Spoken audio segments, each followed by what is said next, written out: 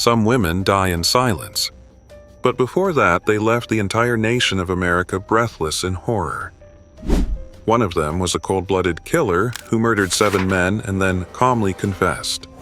The other caused the death of a pregnant woman driven by a motive rooted in the desire to become a mother.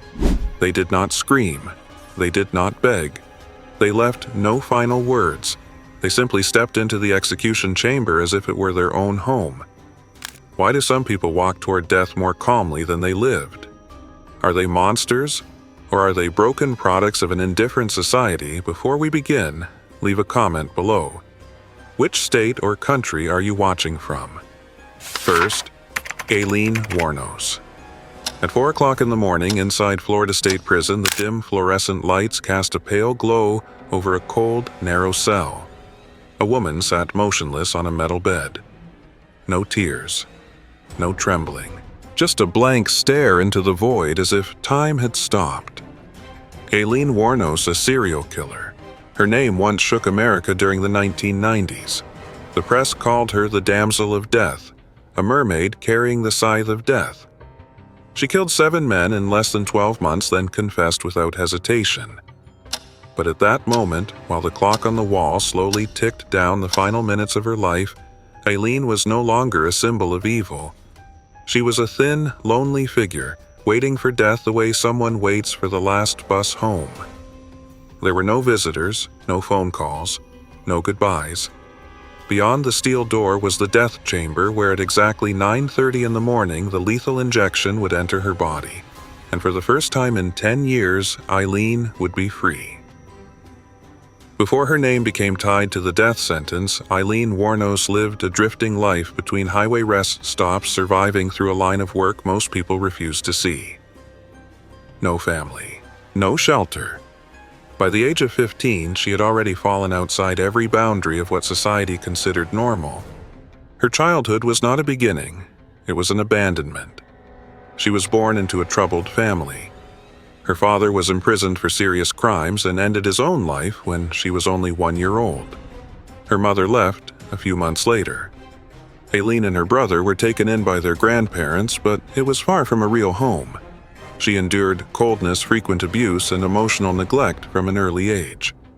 She spoke of sleeping in the woods, of trading away the most valuable parts of her youth just for food or a temporary place to stay. Pushed to the margins far too young, Aileen learned to survive by instinct. No one taught her how to love. No one ever shielded her from the worst of the world. In 1989, a chain of violent incidents linked to her made headlines across the country. When arrested, Wuornos admitted her involvement but claimed everything she did was in self-defense. So it was self-defense? Yeah. Her story split public opinion. To some, she was the face of pure evil. To others, she was the inevitable result of a childhood with no helping hand. At 4:30 in the morning, the prison echoed with the sound of guards' footsteps like the final heartbeat of time. Aileen Wuornos sat quietly on her bed, not frantic, not rushed, just staring at the wall across from her where there was nothing but a crack and the dark. This was no ordinary morning, but to Wuornos it was no different from the last 10 years alone in a narrow cell without family, without letters. The only thing that had changed was the clock on the wall slowly ticking toward 9:30. When asked what she wanted for her final breakfast, Wuornos made a simple request: a cup of black coffee. No bread, no eggs, no ham, nothing special. She held the coffee like it was a quiet ritual before a journey. She took a sip, her gaze still lost in the distance. No one knew what she was thinking. Perhaps it was memories of her childhood. Perhaps it was the faces that passed through her life. Or perhaps it was simply emptiness. Every emotion had long since drained away. A female officer passed by, peering through the small window looking for any sign of resistance. But Wuornos just sat there in silence as if death were an old guest she had been expecting for years. At Florida State Prison, final meals are usually a chance for death row inmates to choose anything they want within the allowed budget. Some have asked for pizza lobster, even family recipes passed down for generations. But Eileen Wuornos did not. She chose nothing. No food, no favorite dish, no last indulgence. Just a cup of black coffee. No sugar, no cream. Served warm. Placed on a metal tray set on a cold cement table. The choice was so plain that a guard had to double-check the confirmation order. Perhaps for Wuornos, the coffee was not a meal, but a symbol. A moment of complete clarity before facing the inevitable. She raised the cup, blew gently, then sipped slowly. Not rushed, not shaken. Each sip felt like a farewell, not to the world, but to herself. When asked if she wanted anything else, she simply shook her head. No thank you. No complaints. Just a strange silence, as if she had already lived through this moment in her mind 1,000 times. Outside in the prison yard, the morning sun had just started to rise. A faint light slipped through the bars of the steel window and touched the face of the woman once labeled a monster. But in that moment, she was just a human being drinking her last cup of coffee.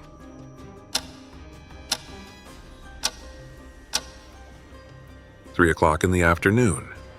In the special unit. A video camera had been hastily set up in a small, dimly lit room. The ceiling bulb cast warped shadows on the concrete wall. Eileen Warnos entered no handcuffs, no escort, as if she had chosen this appointment herself. Across from her sat Nick Broomfield, the British filmmaker who had made 2 documentaries about her life and trial. This would be the last time they met, and her final chance to speak before falling into permanent silence. The camera kept rolling. Nick Broomfield kept watching, asking questions. No one in the room knew that what came next would be Wuornos' final words to the world, and she had no intention of leaving quietly. Broomfield said nothing. He just sat there witnessing a woman unload her final rage into the camera. No logic, no need for proof. Just a storm of emotions compressed for years. Then, the moment arrived. She looked directly into the lens, her eyes burning through the glass. Outside the frame, the Florida afternoon sun was beginning to fade.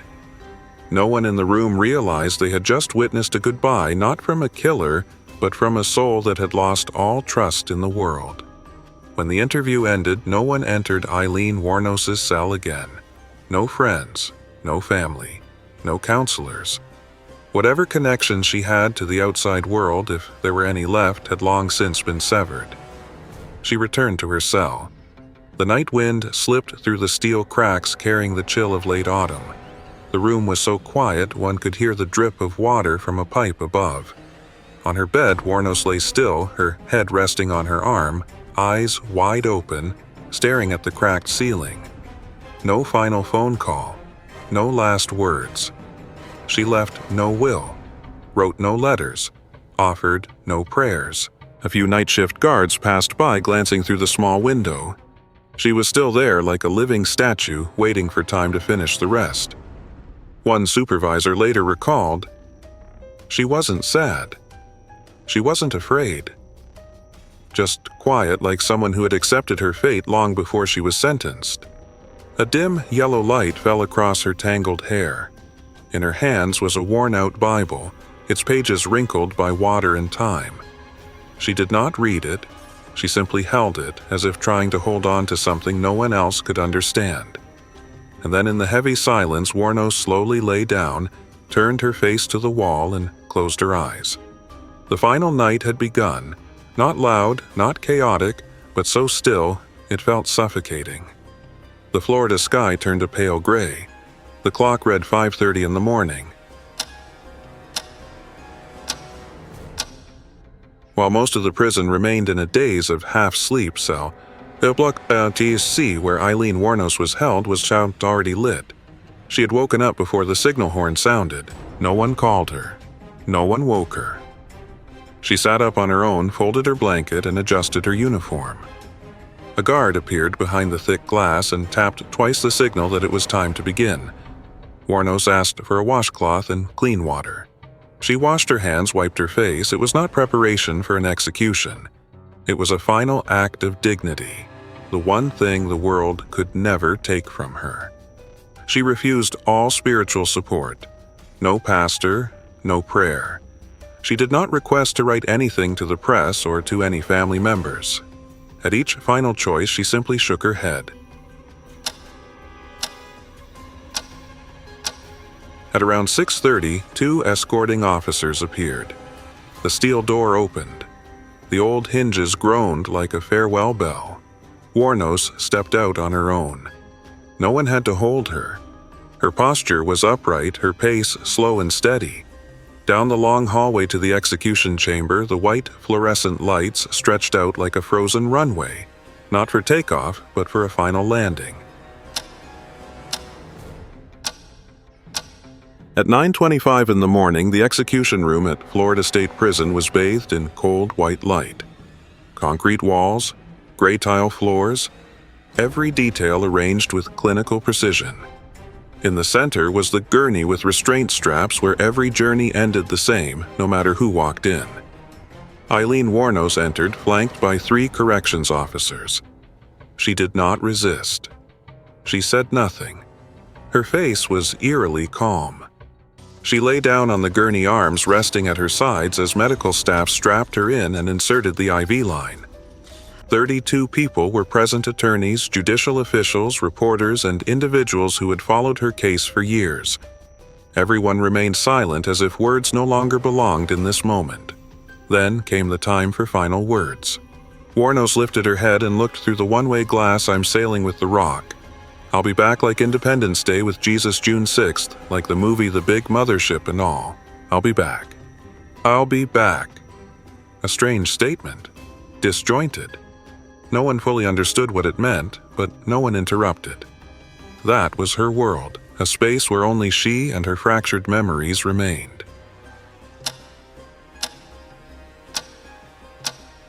9:30. The executioner gave a nod. The chemicals entered her vein. Wuornos closed her eyes, her head tilted gently to the right. She did not cry. She did not flinch. She swallowed slowly. No sound, no gasp, no plea for mercy. At 9:47 in the morning, Eileen Wuornos was pronounced dead. When the curtain of the execution chamber was drawn, all sound disappeared. No clapping, no shouting. Aileen Warnos left this world in a rare silence, a stark contrast to the years when her name filled headlines, documentaries, and courtrooms. But that silence did not last. Outside, the prison protesters raised signs that read, "She was a victim," while others shouted, "Justice has been served." Neither side could convince the other because the legacy of Wuornos could not be boxed into a single judgment. Some saw her as the symbol of corruption, someone who chose violence without remorse. But to others, she was the result of a broken system. A child abandoned, unprotected, raised in violence and despair. Her story lives on in documentaries, novels, and most notably the film Monster, in which actress Charlize Theron won an Academy Award for portraying her. But perhaps the most haunting part of her story is not what Wuornos did, but why she became who she was. Are there people born destined to fail? Or did society give up on them too soon? Aileen Wuornos died at the age of 46. But the questions she left behind about justice, forgiveness, and unhealed wounds are still alive. And maybe they will live on long after her name fades from the prison records. Second, Lisa Montgomery. At 1 o'clock in the morning, a metal door slowly opened inside the death row unit of Terre Haute Federal Prison. No screams, no flashing lights, just a dry click echoing through the dark, a quiet signal of what was coming. Lisa Montgomery was stepping into the final moments of her life. She did not cry. No one saw a single tremble in her shoulders. Everything inside her seemed still, as if it had been emptied long ago. In the thick, cold air of a January night, even breath became visible. Footsteps fell softly as if no one dared to break the silence. In front of her was a small, dimly lit room with curtains waiting to be drawn and a few eyes prepared to witness what was next. There were no last words, just a slight nod. A woman alone bringing an end to a tragic cycle. Nearly 2 decades earlier, in a quiet rural area of Missouri, an act occurred, a moment that shook America. The victim was a young woman 8 months pregnant. The perpetrator, Lisa Montgomery, 36 years old at the time, a mother, a woman deeply scarred both physically and emotionally. The story was not simply about a violent crime. It was the result of years of accumulated damage inside a mind that had been fractured since childhood. Lisa grew up in chaos, neglected, manipulated, used. Her childhood had no warm afternoons or arms to protect her, only shouting voices and the coldness of those who should have loved her. As she grew older, Lisa began to build a world of her own, not with logic, but with delusion. She believed that if she could become a mother again, her life could start over. But the line between desire and reality is a deep one. And in December of 2004, that line shattered, taking with it the lives of 2 women, one still living, one about to die. After her death sentence in 2007, Lisa Montgomery was transferred to a high-security women's prison in Texas. For over a decade, she lived behind thick concrete walls with no windows, no sound, and no one calling her name in the morning. She spoke to almost no one. Her days passed in quiet routines, reading the Bible, writing letters to her lawyer, or sitting motionless in a corner of her cell for hours. One officer once noted that she had sat completely still for 8 hours, her gaze locked on something invisible. Psychiatrists diagnosed Lisa with dissociative identity disorder, a condition resulting from severe childhood abuse. Her early memories were fragmented, broken like a damaged photograph. Sometimes she believed she was living inside a body that did not belong to her. But in the eyes of the justice system, the verdict had been delivered. And with each passing day, Lisa no longer seemed to fight for life, only for peace. Inside a system designed to punish, she no longer resisted, asked for nothing, and never pleaded for mercy. Those years did not help her forget, they only made her more hollow. As midnight neared, a new judgment, silent but final, was delivered in the shadows of Washington, D.C. The Supreme Court of the United States, in a decision issued just minutes after midnight, denied her final appeal. There was no detailed explanation, no emotional commentary, just a single line, brief, cold, and precise, the way this system often works. Immediately, the execution order was reactivated. Federal officials received the directive to proceed. Everything moved with the precision of a legal machine, leaving no space for feeling or hesitation. Attorney Kelly Henry, who had stood by Montgomery for years, broke down in tears. "We just witnessed a clear act of legal cruelty," she said afterward. But inside that isolated cell, Lisa showed no clear reaction. She did not scream. She did not lash out. She just sat there alone, as if she had known this ending all along. It was 12:15 in the morning. The final journey was drawing near, and this time nothing could stop it. When the cell door opened just before 1 o'clock, Lisa Montgomery walked forward in silence. Her bare feet touched the cold tile floor. She did not resist. She did not glance around for a familiar face. There was no one there to see her off. Her family had long since drifted away. She had only herself. The beige prison uniform quietly wrapped around her small frame. Her hair had been cut short, no longer tidy. On her hand, a small heart tattoo, a faded mark, the last trace of anything personal in a life that had been completely controlled. As she entered the execution chamber, Lisa lifted her head for a brief moment. The curtain rose, revealing a handful of witnesses, attorneys, reporters, and government officials. The lighting was soft, but enough to see her face clearly. She did not cry. She did not nod to anyone. She simply exhaled a long, deep breath. When the warden asked, "Do you have any last words?" Lisa gently shook her head. A single word. No fell into the silence like breath vanishing into the air. No one said anything more. The room was completely still. Only the faint sound of metal straps clicking into place as they secured her wrists. A medical technician stepped forward, quietly checking the IV line. Everything had been prepared in advance, pentobarbital, a clear, odorless fluid strong enough to stop a heart within minutes. Lisa lay motionless on the metal gurney, her arms at her sides, eyes looking up at the ceiling. She did not close them. She stayed silent as if she had been waiting for this moment her entire life. As the first dose of the drug was pushed in, Lisa licked her lips in unconscious reflex. She took a small breath, then let it go. No one could know what she was thinking. Perhaps it was the memory of a childhood without escape. Perhaps it was the faces of those she had once loved. Or maybe just a blank space where nothing remained. In the first few seconds, her body stayed still. Then, her abdomen tensed slightly, a small movement that only those familiar with executions would notice. It was the final sign. Moments later, the monitors went still. No more motion, no more sound. A physician stepped forward, checked, then nodded. The prison warden declared Lisa Montgomery, federal death row inmate, was pronounced deceased at 1:31 in the morning. Behind the glass, no one clapped, no one cried. Only silence remained, heavy and hollow, as if all emotion had been left outside the room.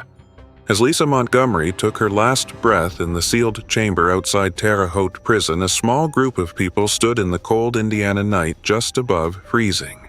Some held candles. Others raised signs, "Justice is not death," and "End the death penalty." They did not shout. They stood like shadows, not to stir noise, but to remind the world that other voices still exist. Across the barrier, behind a line of security fencing, a smaller group stood in support of the execution. They were not angry. They did not cheer. They simply stood affirming that what the government had done that night was to them necessary. Reporters crowded in the designated press area, but none were allowed too close. Each question was held at a cold distance by federal agents. All anyone could do was watch the clock counting down to the official announcement. At 1:34 in the morning, a representative from the Department of Justice stepped forward. The execution of inmate Lisa Montgomery has been completed. No emotion, no further comment. There was no lightning in the sky, no sign to mark the passing of a historic event. Just a quiet night where one life ended and the question of justice once again hovered between two sides of a steel fence. Only hours after Lisa Montgomery was pronounced dead, headlines began appearing across the United States and around the world.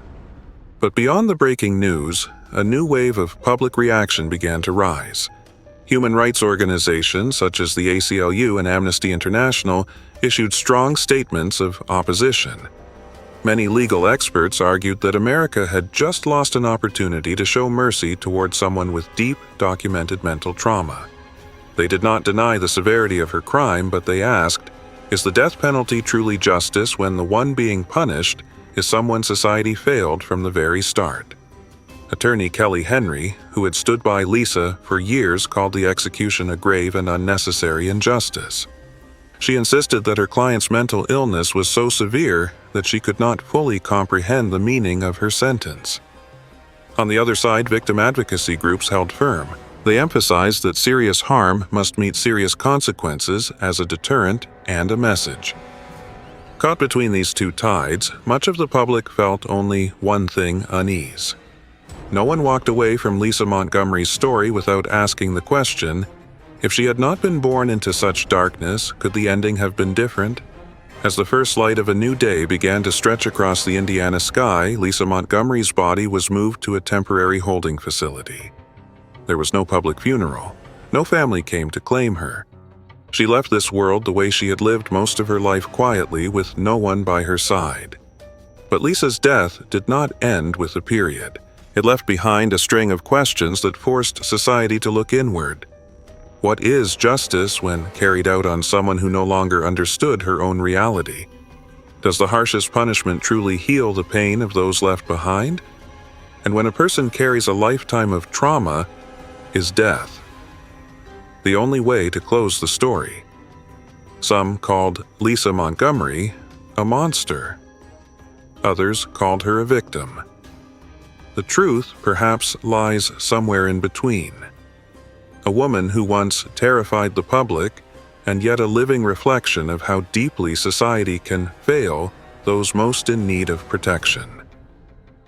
At the end of this journey, we are not asked to forgive, but we are asked to face the truth.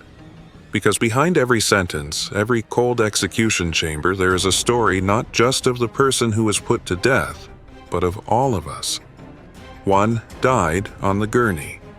Another died in questions no one dared to answer. Aileen Wuornos, a killer, driven by rage or by a life that never knew what love really meant. Lisa Montgomery, a cold-blooded monster or a forgotten child trapped in the body of an adult. They did not ask for mercy. They left no wills, but their deaths left us with a question we can't ignore. Can justice truly punish the pain that society itself helped create? Or are we just executing consequences instead of addressing causes? In the darkness of the execution chamber, it is not only a human life that disappears, but a piece of our own conscience put on trial. What do you think, monster or victim? Justice or silence under law? If these stories made you reflect, leave a like, subscribe to the channel for future episodes, and drop a comment below which state or country are you watching from. Let's see how far these stories have traveled. Until next time, stay thoughtful.